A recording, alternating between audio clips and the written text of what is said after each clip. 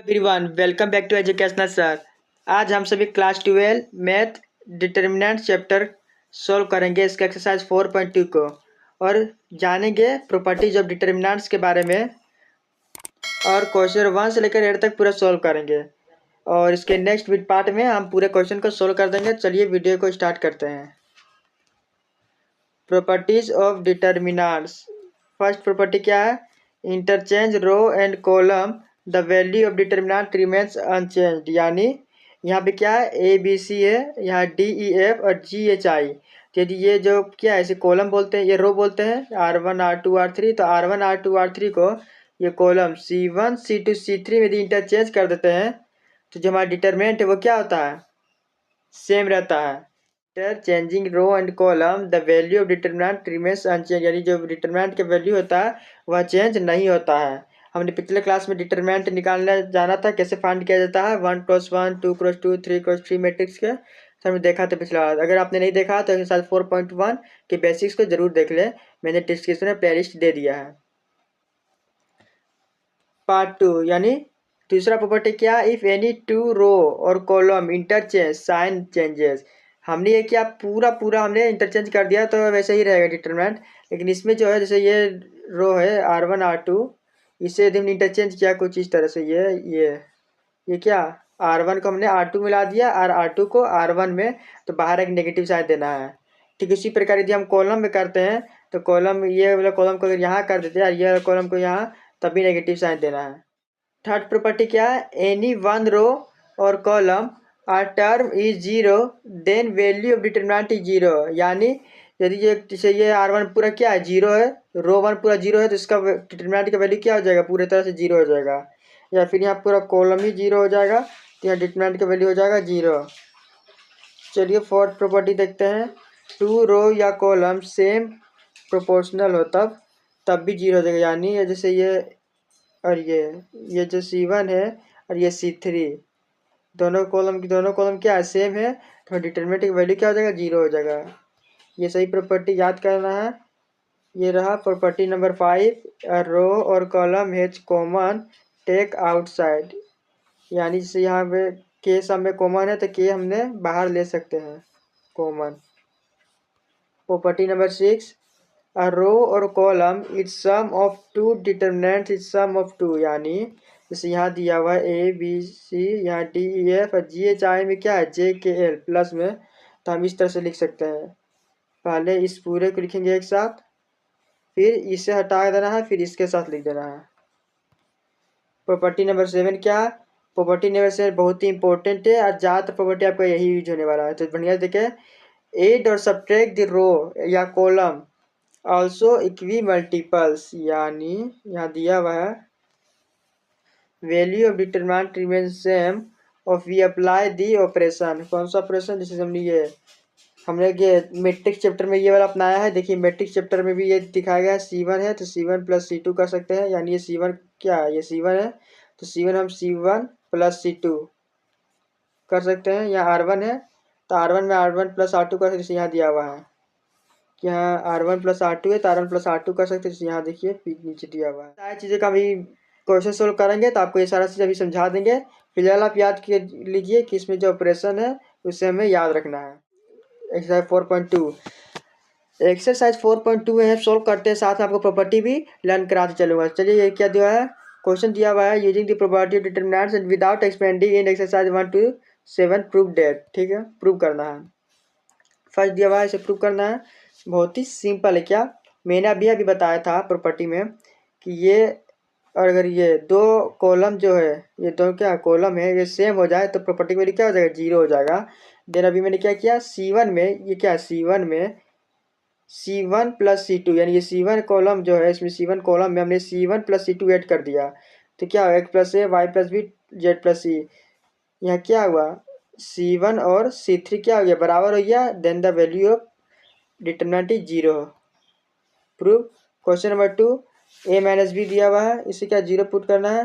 तो मैंने क्या किया, सिंपली कुछ नहीं करना था। यहाँ पे तो हमने एक प्रॉपर्टी पढ़ा था कि यदि किसी डिटर्मिनेंट का एक कॉलम या रो पूरा जीरो हो जाए तो डिटर्मिनेंट की वैल्यू क्या हो जाए, जीरो। तो इसी प्रॉपर्टी का यूज होगा क्या, ए माइनस बी है। C1 में हमने क्या किया, C1 plus C2 plus C3, ये क्या रहा C1, इसमें ऐड करना है किसको, ए minus b, b minus c, c minus ए, ऐड कर देना है पूरे C1 में। फिर इसको इसको इसको इसको इसको इसको सबको ऐड कर देने पर कुछ इस तरह से हमने सोल्व किया। तो ये ए कैंसिल हो रहा है, c c cancel, b b cancel, zero.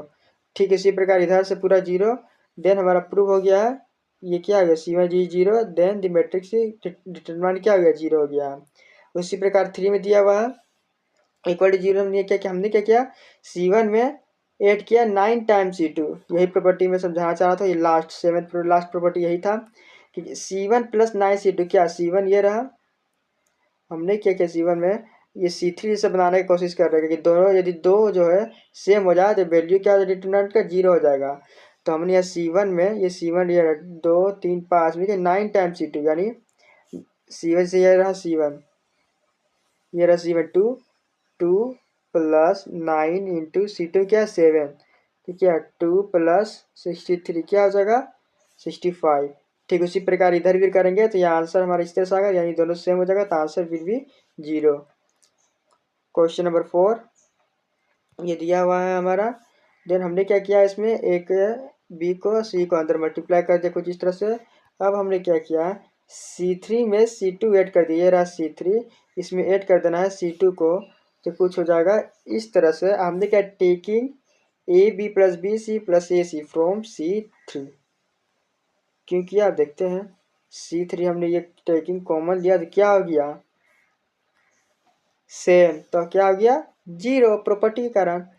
Question number 5, question number 5 है, ये हमें प्रूव करना है।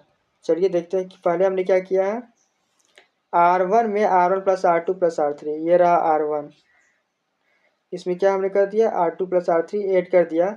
ऐड करने पर हमारा क्या रहा 2 टाइम्स ए प्लस बी प्लस सी, यहाँ पी क्यू आर, यहाँ एक्स वाई जेड, क्यों हुआ यहाँ देखिए आप, R2 प्लस R3 ये क्या 2C हो गया, 2A हो गया, ये 2B, यानी 2 हमने कॉमन ले लिया प्लस बी प्लस सी। ठीक इसी प्रकार इधर भी, देन हमने 2 पूरी तरह से कॉमन ले लिया इधर, टेकिंग 2 कॉमन फ्रॉम क्या R1 से। देन R2 में क्या किया, R2 माइनस R1, ये रहा R2, इसमें हमने क्या माइनस कर दिया R1 को, माइनस करने पर हमारा ये क्या हुआ कुछ इस तरह से हो गया, नीचे बच गया minus b minus c minus q minus r minus y minus Z.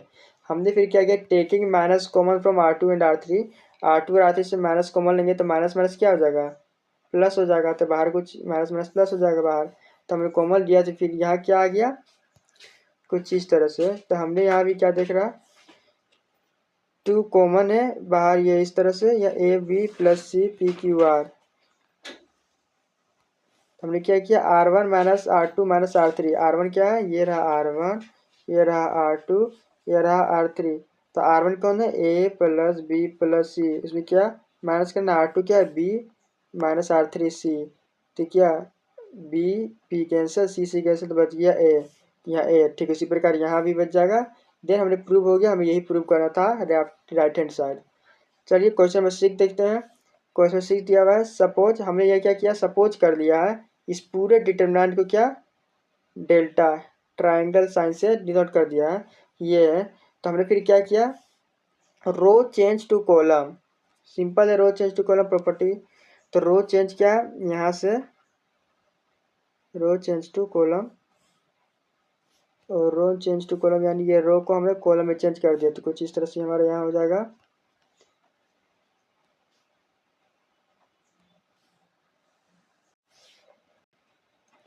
फिर हमने क्या किया row change to column, row change to column क्या ऐसे आप ट्रांसपोज भी समझ सकते हैं कैसे, ये जो मैट्रिक्स 0A माइनस बी हमने लिख दिया 0A माइनस बी, फिर minus A 0 minus c minus A 0 minus c, फिर B C 0 इससे कहता है row change to column property number 1।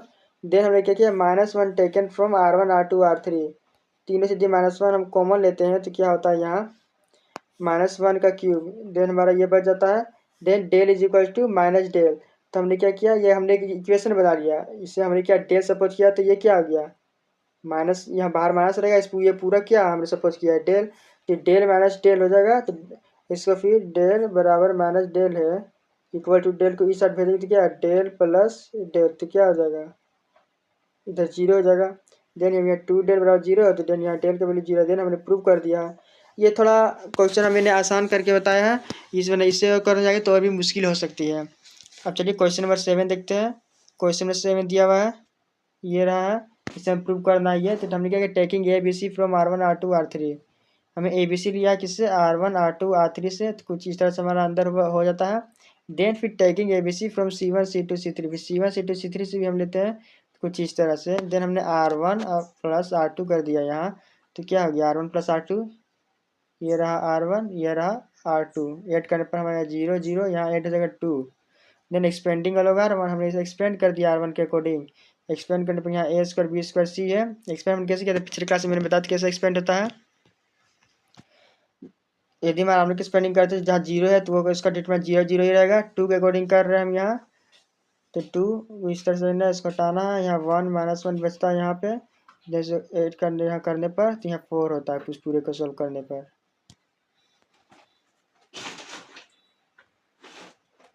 Question number 8, by using property of determinants in exercise 8 to 14। Question number 8 देख रहे हैं, 8 का part 1 दिया हुआ है, a minus b, b minus c, c minus a prove करता। हमने R1 में क्या किया, R1 माइनस R2, और R2 में R2 माइनस R3, ये रहा R1, ये रहा R2। R1 में हमने R2 को माइनस कर दिया, तो यहाँ पे हमारा होता है कुछ इस तरह से 0। देन R2 में भी R3 माइनस करने पर यहाँ भी 0, तो कुछ इस तरह से यहाँ होता है। फिर क्या हमने किया, टेकिंग a माइनस बी और b minus c from R1 R2, यहाँ से लेने पर हमने यहाँ पे फॉर्मूला लगाया है ए स्क्वायर माइनस बी स्क्वायर का, यहाँ बी स्क्वायर माइनस सी स्क्वायर, क्या होता है a minus b A plus B, यहाँ कॉमन लेने पर हमारा बचता है अंदर इस तरह से। फिर एक्सपेंडिंग अलग C1 क्या है, ये C1 का अलग एक्सपेंड कर देंगे, तो मालूम ही है 0 0 का डिटरमिनेंट क्या होता है, 1 है, तो 1 को लिखेंगे। फिर इसको इस तरह से, इधर इस तरह से ये बचता है, तो हम इस तरह से क्रॉस मल्टीप्लाई करना है, कैची बीच में नेगेटिव साइन, यहाँ कैंसिल आउट करने पर हमारा कुल मिला के इस तरह से प्रूव हो जाता है। पार्ट टू में ये दिया हुआ है, हमें ये प्रूव करना है। चलिए इसे जल्दी देख लेते हैं। हमने क्या किया, C1 में C1 माइनस C2, C2 में C2 माइनस C3, देन हमारा ये बचता है। फिर यहाँ 0 0 1,